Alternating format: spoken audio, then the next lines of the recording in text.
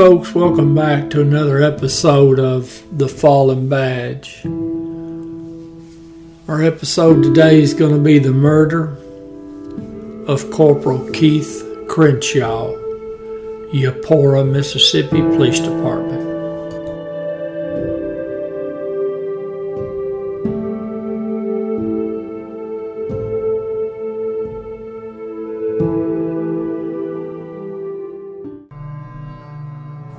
I've done a couple more videos in the Mississippi area you might be interested in.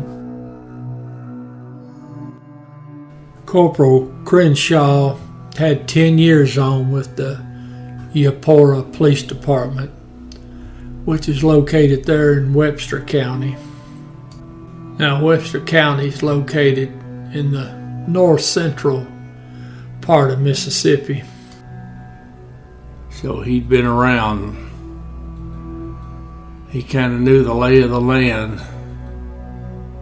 Now, he had 6 children and 5 grandchildren, and his daddy was still alive. Now, usually things are pretty quiet in a small town. Usually the trouble you have is not going to be from within. It's usually going to come from outside. Well, in this particular case, the trouble came all the way from Orlando, Florida. 3 miscreants who evidently didn't know how to do anything other than rob and steal. They came to town. I guess they thought small town, police department ought to be pretty easy to deal with.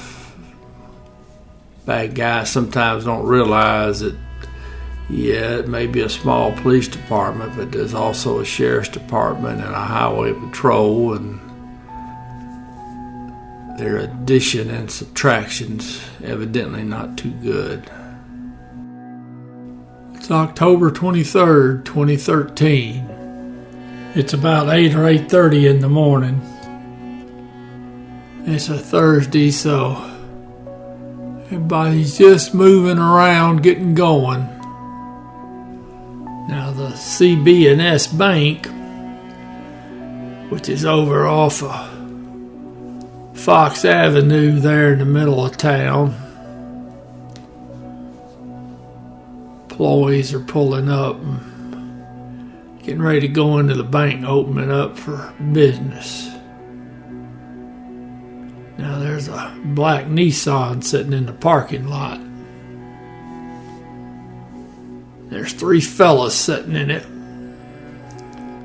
and they must have looked awful suspicious,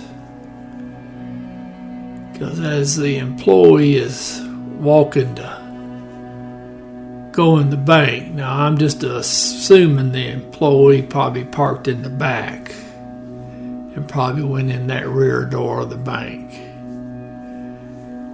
Well, they were suspicious enough that they had eyes in the back of their head, because when they started getting close to the door, them fellas in the car, some of them started to get out. So the employee hurried up and unlocked the door and got in and locked the door before they could get up there to the door itself.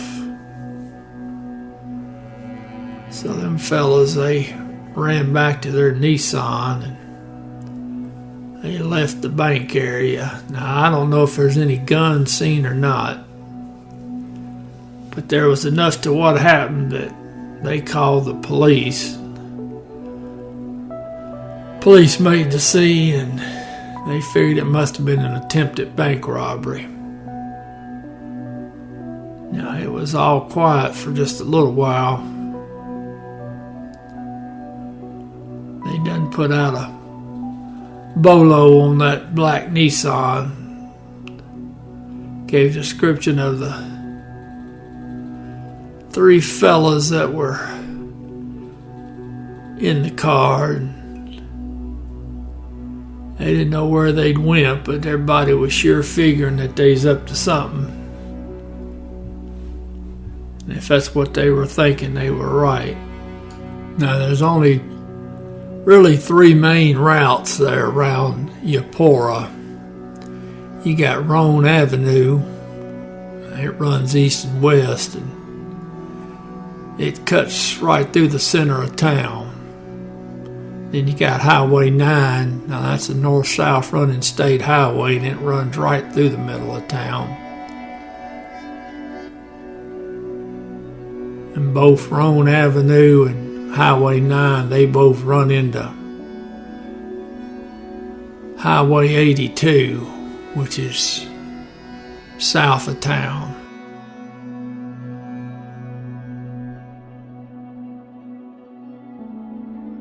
Now, folks, the resource material, there's a lot of information that wasn't available, so we're going to have to deduce several things as we tell this story.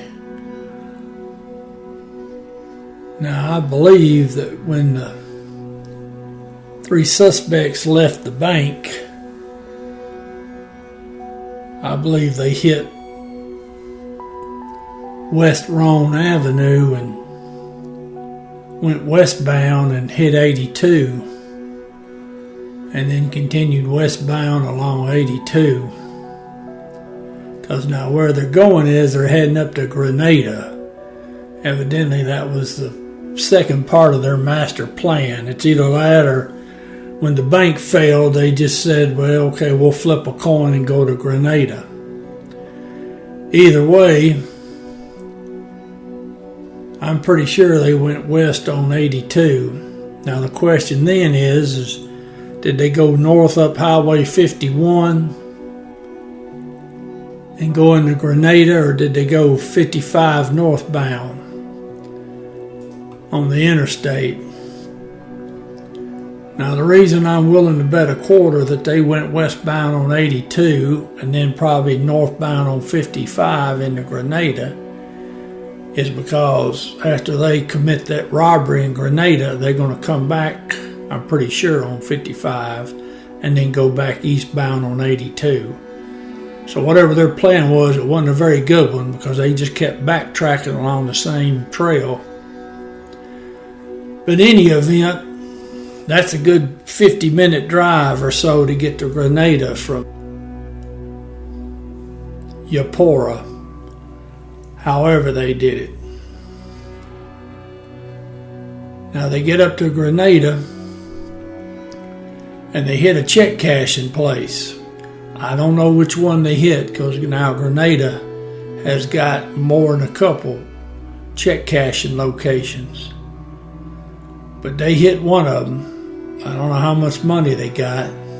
Not for sure how they actually got any money out of a check cashing place. Those things are built like Fort Knox.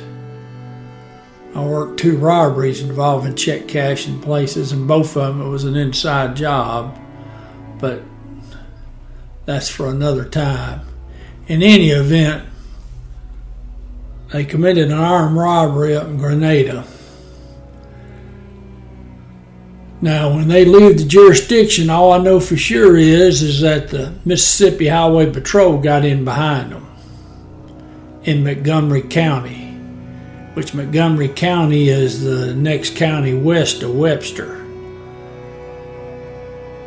Now, since the Highway Patrol mainly stays around the interstates, I figure that trooper was probably sitting on 55 and saw that black Nissan coming southbound on 55. But I can't swear to that. Maybe that trooper decided to get out over on 51 and look for him on the back trail, but either way, they leave Grenada and they're coming back down, they're hitting 82, and they're going to go back eastbound, right back towards Eupora.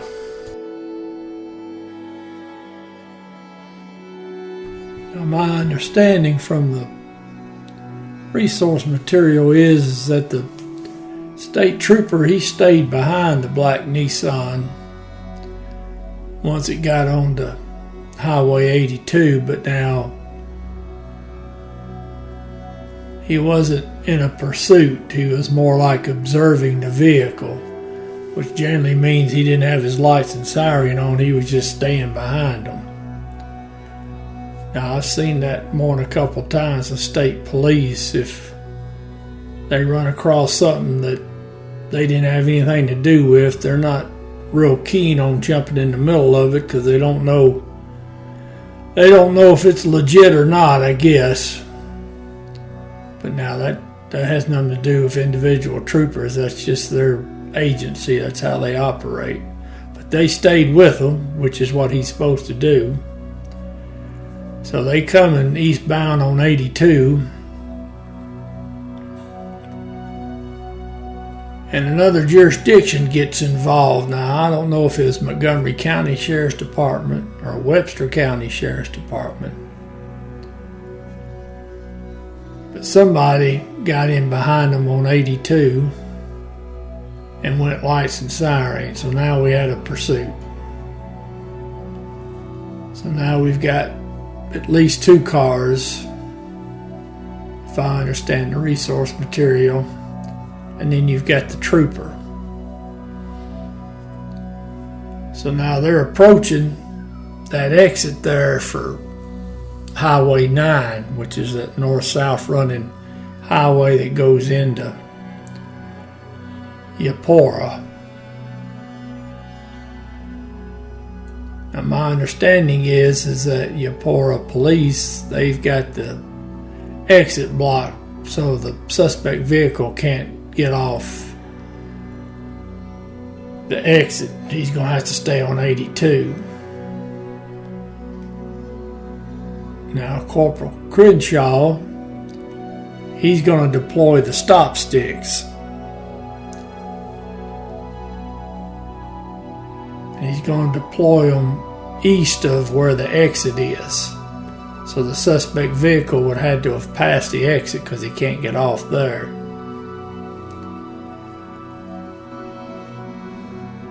Now we're going to have to do a little more deducing. Now, according to the officer down page,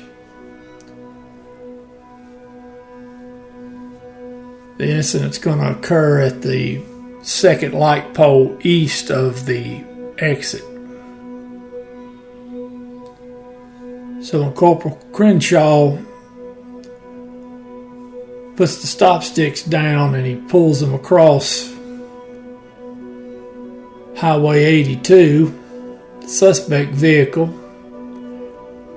they see the stop sticks, so the driver's going to try to avoid them. He pulls the wheel to the left and he goes into the medium strip there, which is where Corporal Crenshaw is standing. Now the suspect vehicle strikes Corporal Crenshaw and it kills him instantly.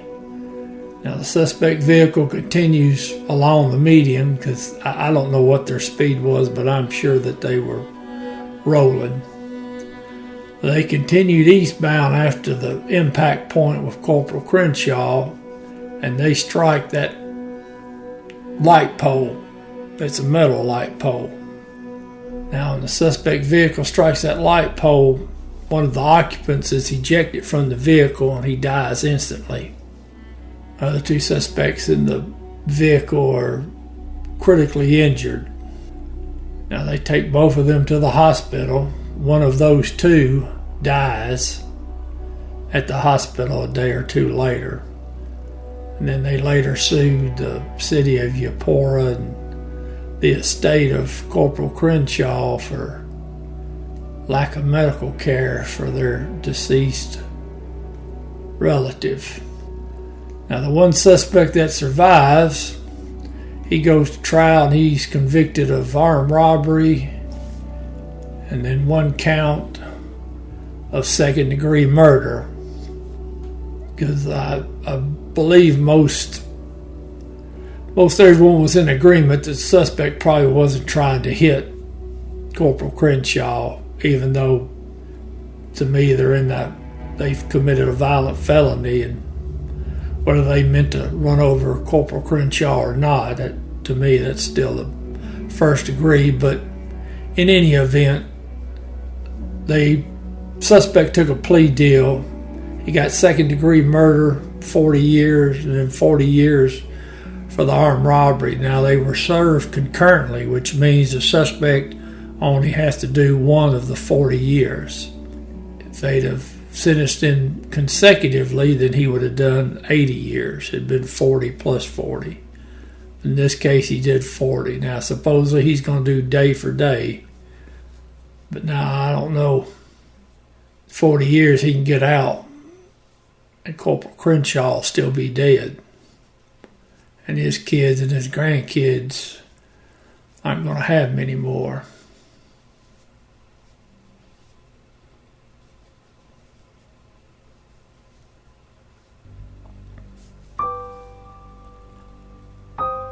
Corporal Keith Allen Crenshaw. End of watch, October 23rd, 2013.